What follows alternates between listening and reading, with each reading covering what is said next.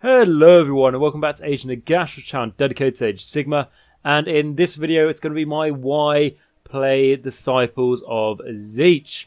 So the idea of this video, as well as all my other why plays, is if you're thinking about starting this army, hopefully by going through the strengths and weaknesses like we will in this video and have a bit of a general discussion about the army, it will help you decide if it is the army for you or not.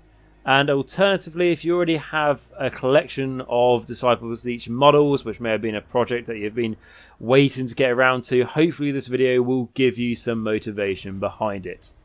So, the first thing I want to say about Tzeentch is the lore. So, Tzeentch is obviously one of the Chaos Gods, one of the four main ones. I know you've got the Great Horn Rat, but which, funny enough, Tzeentch sort of helped him get into the Pantheon. But Tzeentch, the Architect of Fate, is one of the first of the Dark Gods, and befitting his twisted nature, he has the most names of all the Dark Gods, such as the Changer of Ways, the Lord of Flux, the Grand Deceiver, and the Grand Conspirator. There are many other titles he also possesses, however, it's a little bit difficult for me to pronounce them, as they can only be spoken in the tongue of Demon, which, despite my efforts onto my own path of glory, I have not received demonhood yet, maybe one day. So how does Tzeentch receive his worship? It really is through his followers from doing things like, so you obviously got wizards, like, magic users, wizard, mages, sorcerers, that sort of thing. So it's through magic. It's also through manipulation and deception. So basically fancy words of saying, trickery. Whereas, Khorne, as I've mentioned before, is all about, martial prowess and combat and strength.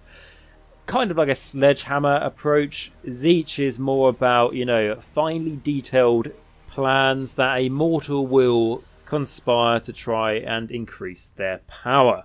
So he also would get benefit and powers from the changing of events, which could just be as straightforward as a army of Tzeentch has won a battle, increasing Tzeentch's, dominance in the mortal realms and spreading his ever-changing ways. But it could also be something along the lines of a vampire or necromancer has slaughtered all the inhabitants of a village and has now resurrected them to join his mindless army. And that might seem like a little bit like, how does that benefit Tzeentch? But it's still exactly, it's just a change in circumstances. These people were alive, happy and stuff, and now they are dead and no longer complaining. Or another example could be a ship sailing on one of the many great oceans of the mortal realms. But unfortunately, change of circumstances mean that ship is now sinking, and the sailors on board are in a bit of bother. Now they have to think about the change in their circumstances of trying not to drown. So you can see all these different ways of changing circumstances and events. And I know it sounds quite broad, but really that's how broad it can be. So that is Tzeentch. And like I say, this video is why play the Disciples of Tzeentch. So the Disciples themselves, why would they follow Tzeentch? And looking at more from a mortal side first, is that Tzeentch, after all, is the master of knowledge. And he will gift his followers parts of that knowledge. Very, very, very thin parts. But it could be the sight to be able to sense events in the future. If we can imagine like a tribe within the mortal realms, quite barbaric, that sort of thing. Or even if, let's look at like a Viking sort of clan or tribe, that sort of style.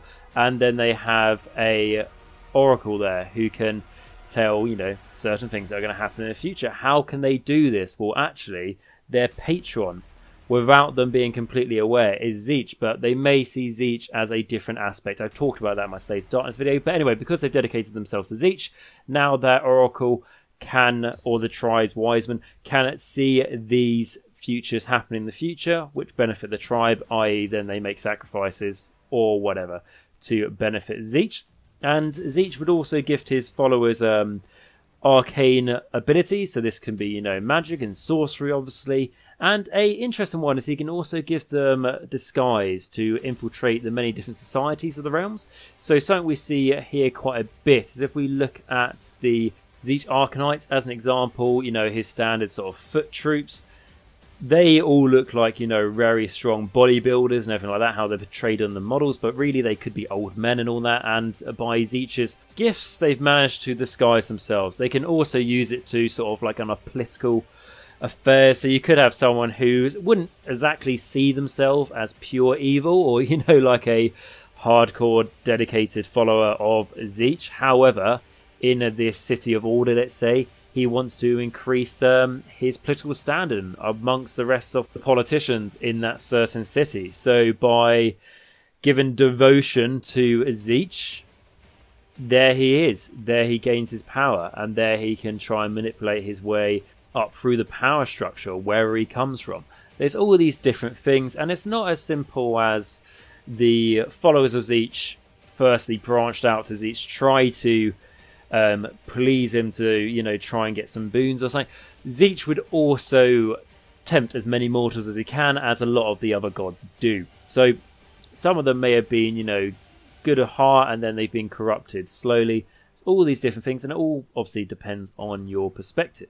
And then we also have the demons of Tzeentch, which essentially, as far as I believe how the demons work, is that they are just fragments of Tzeentch himself, and then you can see all of Tzeentch's characteristics played into the demons. Like if we look at, pink horrors are forever changing shapes. They go from pink to blue to brimstone, and that sort of flame of knowledge there. You also have things like a lot of his demons are very much blessed in the arcane arts. Like, again, pink horrors as an example, they are off the bat, magic users. So not many foot infantry for the Chaos Gods are magic users. And again, like Tzeentch himself, the greater demons of Tzeentch do love to manipulate mortals into doing their bidding.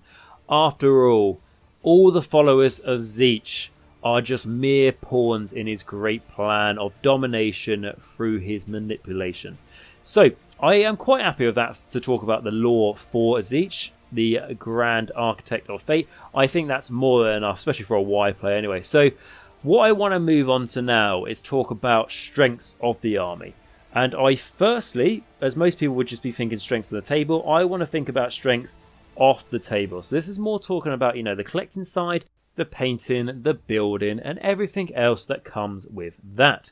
So the first thing on the hobby side of strengths I want to say about the Disciples of Tzeentch and why you should play them is purely they just have a really, really large model range. They obviously have a mixture of demons and mortals as well, and obviously you've got the Zangors, of course, that fit aesthetically. They fit a sort of in between, don't they, like a beastman feel to them.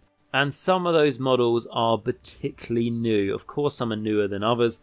But when I'm looking at the Arcanite side of Tzeentch, so that's going to be things like your Chaotic Acolytes, also going to be things like your Zangors, your Enlightened, your Skyfires, those sorts of things. Some really, really nice models.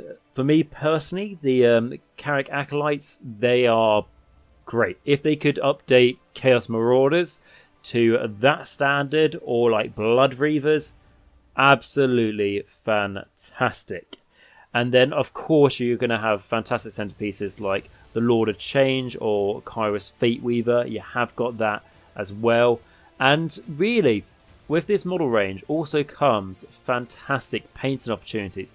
So some of the detail for these Tzeentch models can be quite high. There can be quite a lot of gold trim. However, what I will say is, now thanks to contrast paints, that's not really going to help you with the gold trim. But for all these really bright, vibrant colours you see in this army, you can do them ever so much easier now. Of course, before you could do it with washes and stuff, but now you've got contrast. You've basically just got a bigger range of being able to do that, and a more effective range. You can get away with painting demons with just one coat of, some contrast, and just picking out a few little details. It can be that quick. With the Chaotic Acolytes, you now have obviously all that skin to deal with, but you can pick whatever colour you fancy with your contrast paints. Darko Flesh is an often one I use for my mortals when I paint stuff. And of course you can do things in a more classic method. You don't have to do contrast paints, but contrast paints will massively help you with this army. It will also help you with things like, there's a lot of colour blending with Tzeentch. Obviously depending on how you want to paint your army. If you want to go like that, you can do it. And the more sort of things I'm thinking about is, if you just look at the wings on a Lord of Change, or even just some of the smaller birds, I can't remember their name, but there's that vulture that the Chaotic Acolytes have. where the vulture's wings start off as dark blue, and then when you get towards the end of the feathers, it's more of a sort of purple. So with contrast, you can do that fairly easy. Obviously trial and error and everything, but it works quite well. As how you're going to want to build this army, and some we'll go into in a moment, is it can be quite a few models you need. You don't have to do that. You don't have to go with a sort of semi-horde feel, but if you want to, contrast paints are going to be your friends for days, in complete honesty with you. So yeah, that's some really nice, quite hobby side. And the last thing I just want to say with the painting is that obviously when you look at box art and you look at things like, well, these are pink horrors, they're pink, and these are blue horrors, they're blue, and these are brimstone horrors, you know, they're on fire, they're made out of fire essentially, so you know, you paint them as flame. You don't have to paint them that way, and that's obviously something you can say for pretty much every army out there. Paint them how you want, but really with Tzeentch, because of just how bright the colour palette you have, you can go crazy. If you want your brimstone horrors to be like a green flame, you can, and then you can have the green carry through the rest of your army.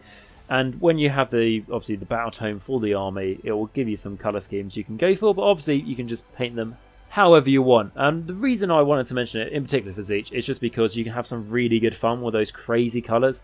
Also, a bit of a side note is that if you make all these colours really bright and really strong, it may hurt your eyes after a while.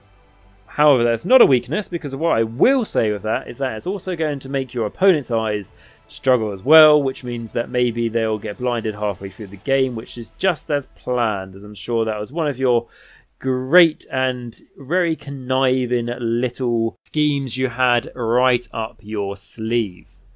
So those are the sort of strengths I'd say off the table, large model range, nice one to paint.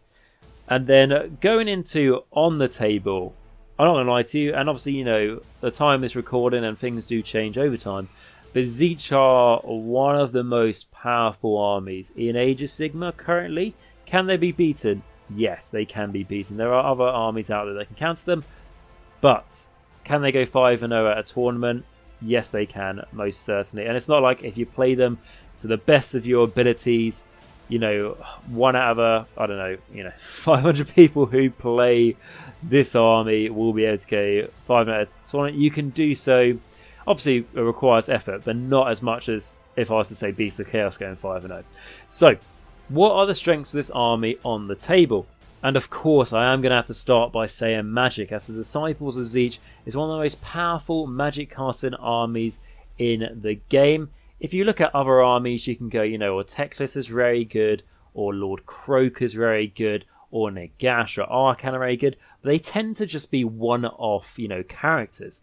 If you look at a sort of across the board in an army, what has the most powerful magic capabilities? It's probably going to be Tzeentch. So why is this so good? Because you essentially just have so many magic casters in your army. There's a lot of magic casters that can cast 2 spells. There's ways to give even, you know, the ones that can cast 1 spell, extra ways to cast. You have some good spells in your spell lore. You have some, I wouldn't say the best endless spells, but you have some good endless spells. And you have some ways that if you want to take the generic endless spells, you know, the ones you get from Malign Sorcery essentially, you have ways to be able to take them in your army and to minimize as much damage the enemy can do when they use them against you in the game, because if you have a Lord of Change, it can like automatically unbind a endless spell on the table that you summoned and you plan to use later before the enemy can use it against you, like I say. So they're very, very strong and very potent at magic. And that means that they are very good in the hero phase. One of the strongest armies in the hero phase in all of Age of Sigmar.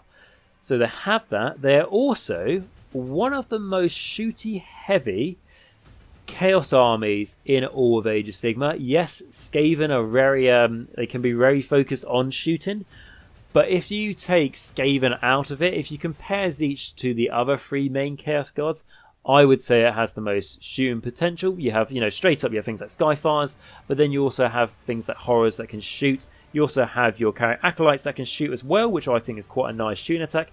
18-inch range for these guys, which, you know, your, for this army, basic infantry footmen.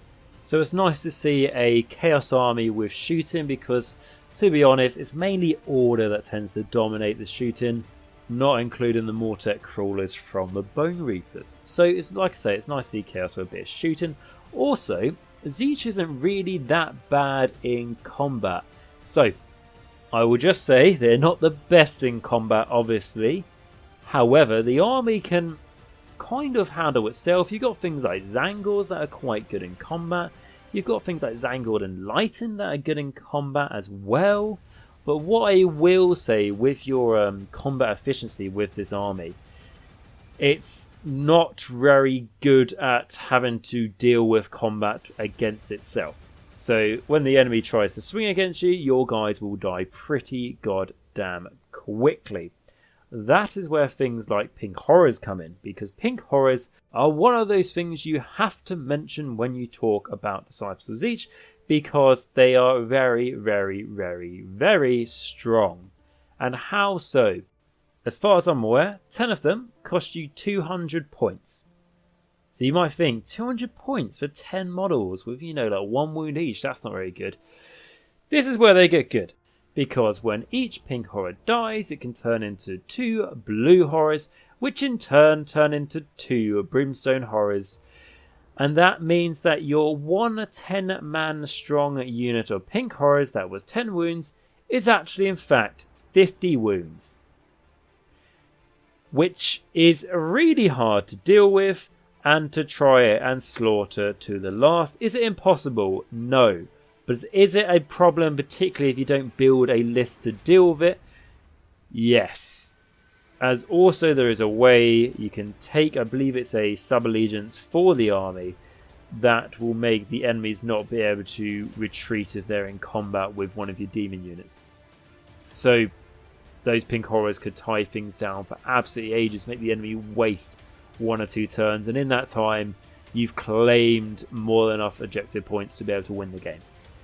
So they can be very powerful. There are also things talking about strengths like Change Host is very strong and all that, but that's all in-depth tactics that can be talked about in a other video. To be honest, I've actually got a updated Disciples of Tzeentch series where I've gone over that with a couple of Tzeentch players, so you can check that out, and there'll be a link to it at the end of the video and in the description. So go check that out if you want a bit more info about how that works. But what I'm trying to say is Tzeentch has many ways they can play. They are very much predominant in the hero phase, can do some moving shenanigans depending on how you build a list, and they can do some shooting, and they are not too bad in combat either. So they play in many of the phases, but predominantly in your hero phase. And what I will say about their magic, it is strong, and it is mainly offensive spells. It's mainly how you're going to do your mortal wounds to your enemy through that output, and a lot of it is, unless you've got a spell portal, not huge range. It's not like 24 or 30 inch range, which is very rare for spells. It's mainly 18 inches, which isn't bad, but you want the enemy to get up a little bit closer to you. That's how I play them anyway. So if your enemy takes the first turn, let's say, and moves a bit close to you, you might be able to hit them with a few spells in your hero phase. Okay, so those are the sort of strengths I want to talk about. Like I said, you can talk about strengths for a lot longer, but if you want more depth, go check out that series of videos I've done. Let's have a look at the weaknesses. Now, firstly, I want to talk about what the weaknesses are like off table and model range, as there's always strengths and there's always going to be weaknesses. So some of this is going to be quite personal for myself, and that is how they want you to build this army in the most competitive way possible is very demon heavy. Does that mean that your mortals, your Arcanites, can't be competitive at all? Absolutely not. They can be competitive.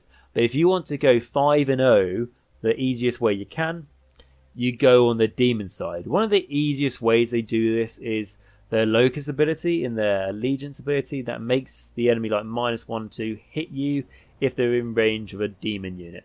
And that's only going to help out your demon units. I know I said I wanted to talk off table first, and I am. And that's why I'm leading it back to the fact that if you want to be as most competitive as you can, you go demons, which then limits your choice on what you buy.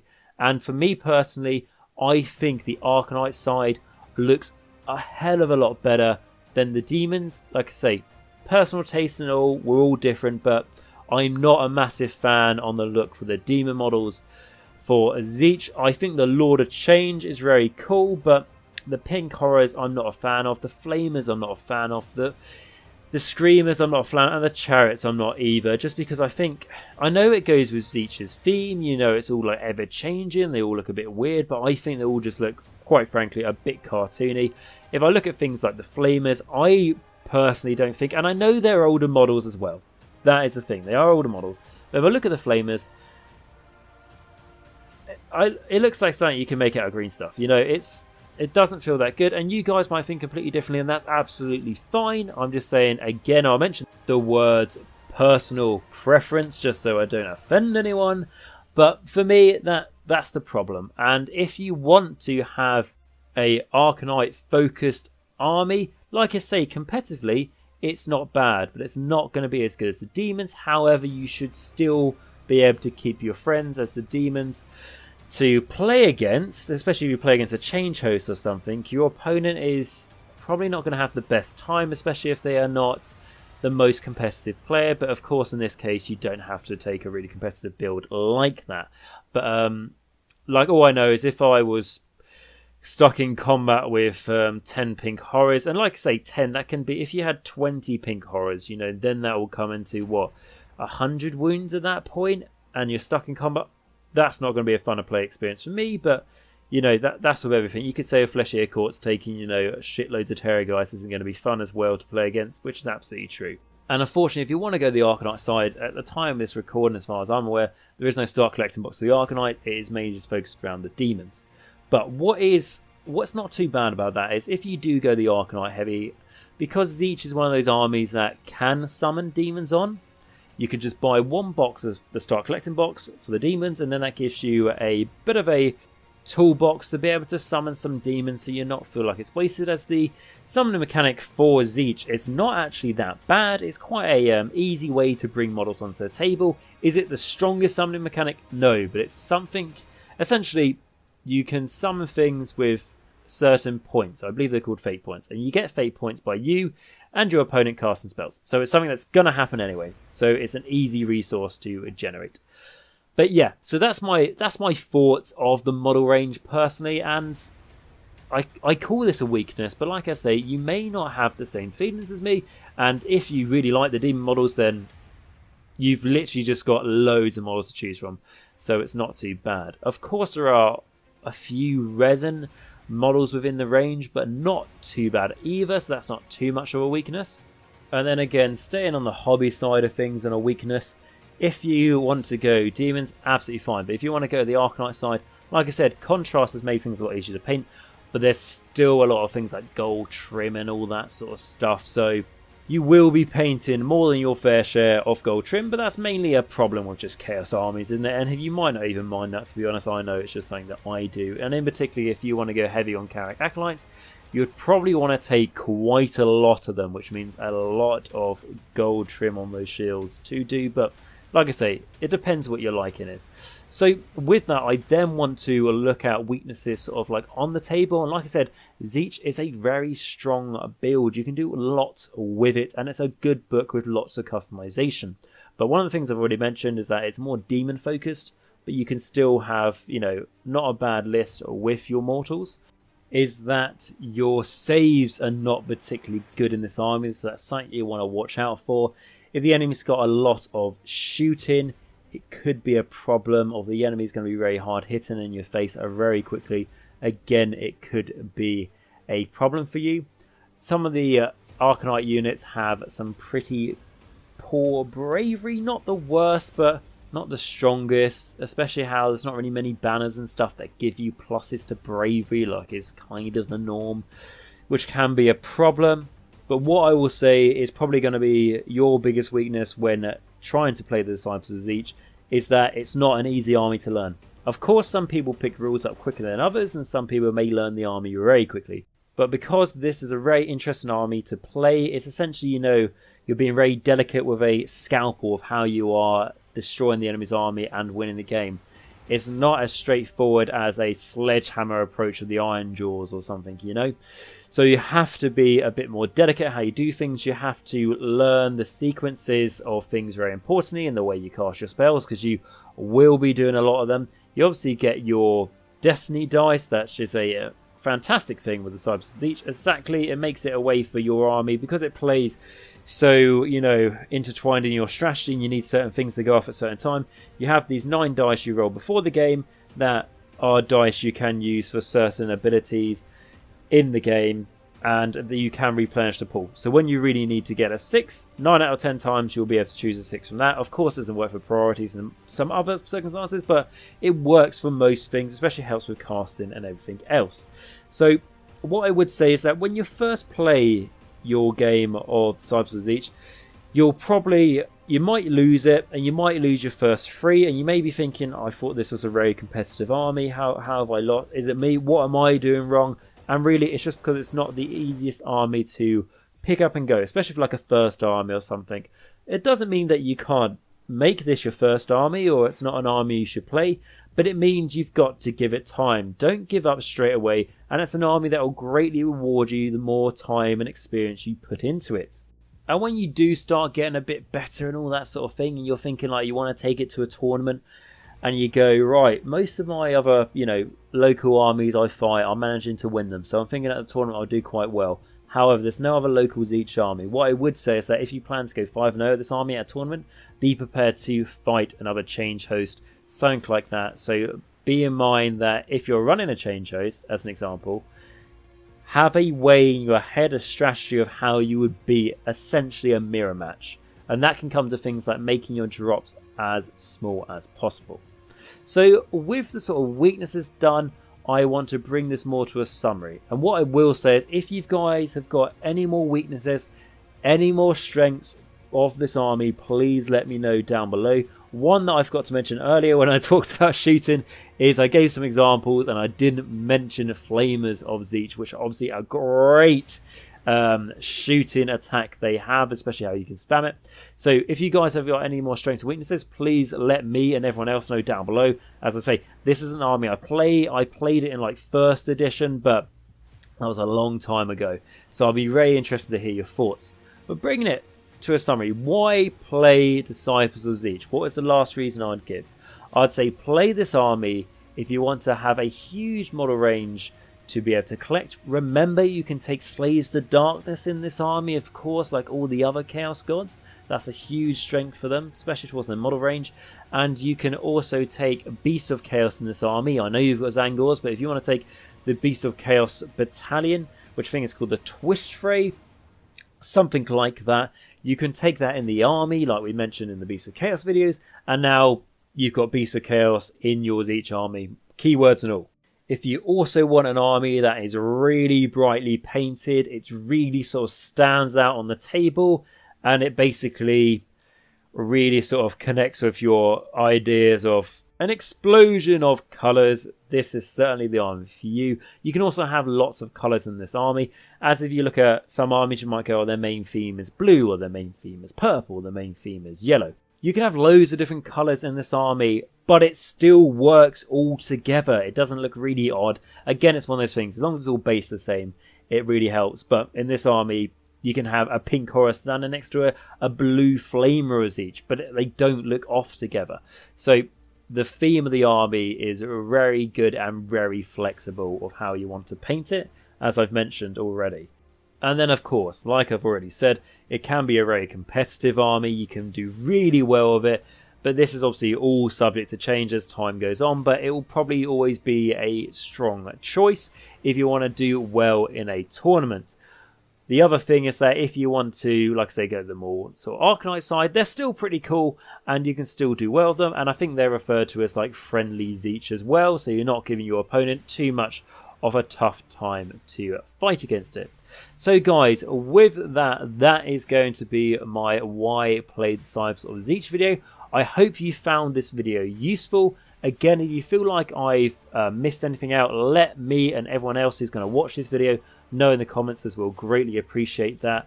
What I will say is, if you have enjoyed this video, please smash that like and subscribe button, as that massively helps the channel. It's absolutely free for you guys to do so. If you are already subscribed, remember to click that notification button, so that means you never miss a video. And also want to say a massive shout out to my patrons, who, because of them, I can continue to produce videos and this YouTube channel can exist.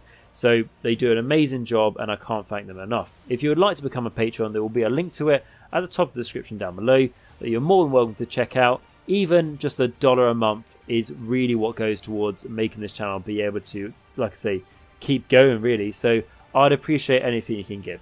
Anyway guys, so until next time, remember to stay safe, of course stay hygienic and wear a mask, wash your hands, and of course remember, Nagash is all, and all is one in Nagash.